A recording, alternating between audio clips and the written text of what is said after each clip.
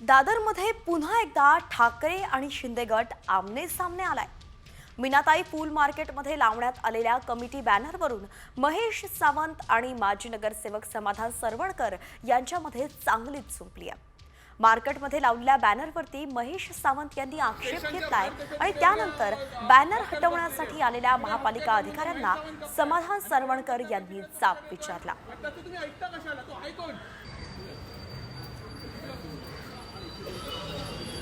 Sir कुठल्या बोर्डचा त्रास आहे?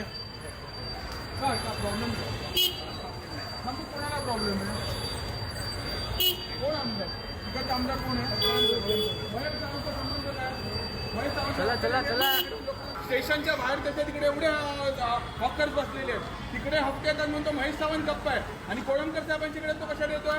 त्याचं तुम्ही ऐकता कशाला? 175-200 मतांनी निवडून आलेला उमेदवार आज तो व्याजासहित आम्ही लोकांनी तो विजय एक सामान्य माणसाला निवडून दिलाय।